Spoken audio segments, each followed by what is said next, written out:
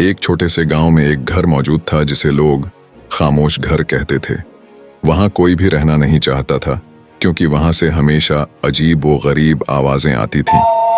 लोग कहते थे कि इस घर में एक रूह बसीरा करती है जो कभी खुशी की हालत में नहीं रही। एक रात नौजवान अली ने अपने दोस्तों के साथ मिलकर उस घर का मुआयना करने का फैसला किया।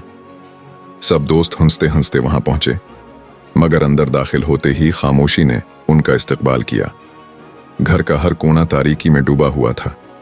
जैसे ही वो अंदर दाखिल हुए, दरवाजा आहिस्ता से बंद हो गया। दोस्तों ने हंसी मजाक शुरू कर दिया, मगर अली को एक अजीब सी कैफियत महसूस हुई। अचानक एक भूतिया आवाज सुनाई दी, मुझे छोड़ दो।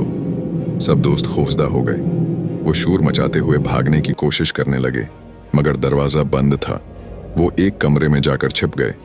कमरे में एक पुराना आईना था। अली ने जब आईने में देखा तो उसे एक खातून की शक्ल नजर आई जो उसे बेबसी से देख रही थी। वो खौफजदा हो गया और पीछे हटने लगा, मगर खातून की आवाज गूंजी, मदद करो, मैं यहां कैद हूं। अली ने अपने दोस्तों को बताया, मगर वो सब खौफ से कांप रहे थे। अचानक घर की रोशनी चमकने लगी और दीवारों से सरगोशियां सुनाई देने लगीं।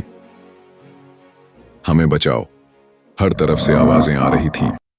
अली ने अपने दोस्तों को इकट्ठा किया और हिम्मत करते हुए एक मंसूबा बनाया कि वो मिलकर इस खातून की मदद करेंगे। जब वो दोबारा कमरे में गए तो खातून की शक्ल गायब हो चुकी थी, मगर एक पुराना चम्मच और कुछ कतब पड़ी थीं। अली ने चम्मच को उठाकर जमीन पर मारा, जिससे एक छोटा सा दरवाजा खुल गया। दोस्तों ने हिम्मत करते हुए इस दरवाजे में दाखिल होने का फैसला किया। दरवाजे के पार एक तारीक सरंग थी जो एक कदीम की थड्रल की तरफ ले जा रही थी। वहां उन्होंने देखा कि कई रूहें इस खातून की आज़ादी की मुंतजर थीं।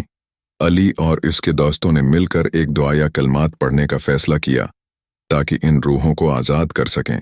जब उन्होंने दुआएं पढ़ीं तो अचानक रोशनी चमक उठी और एक खुशबूदार हुआ ने सबको घेर लिया। खातून की रूह उनके सामने आई और मुस्कुराते हुए कहा, शुक्रिया, तुमने मुझे आज़ाद कर दिया, अब तुम भी आज़ाद हो।